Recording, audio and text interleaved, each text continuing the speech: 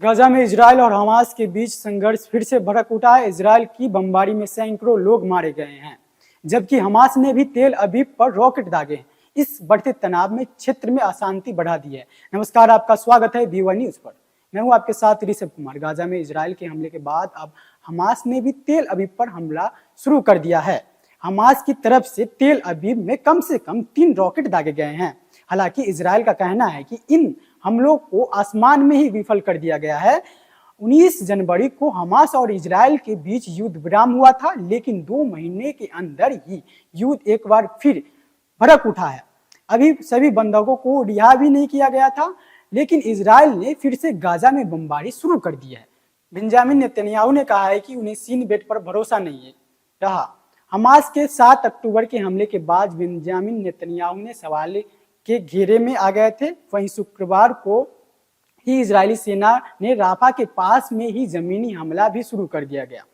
सेना ने हमास के ठिकानों को तबाह कर दिया। इजरायल सेना का कहना है कि मध्य और उत्तरी गाजा में हमला करेगा। गाजा की सिविल डिफेंस एजेंसी ने कहा है कि मंगलवार से 3 दिन में ही कम से कम 504 लोग मारे गए हैं। मारे गए लोगों में से 190 लोग की उम्र 18 साल से कम है। हमास ने कहा है कि उसने भी तेल अवीव कमर्शियल सेंटर पर हमला किया है। इजरायल सेना ने दावा किया है कि यमन से दागी गई मिसाइल को नष्ट कर दिया गया है। हूती विद्रोही ने इजरायल पर हमला करने की कोशिश की थी। अमेरिकी राष्ट्रपति डोनाल्ड ट्रंप ने इजरायल के इस हमले को खुलकर समर्थन किया। हाल ही में इजरायल में बमबारी शुरू हुई थी। हमास के internal security agency chief Rashid राजदे को भी मारा गया। अमेरिका का कहना है कि इजरायल सिर्फ आतंकियों को रॉकेट दागकर मारता है, वह नागरिकों पर हमला नहीं करता है जो वहां के आम नागरिक हैं। इस बीच उत्तरी गाजा और दक्षिणी गाजा के बीच सलाउद्दीन रोड को भी बंद कर दिया गया।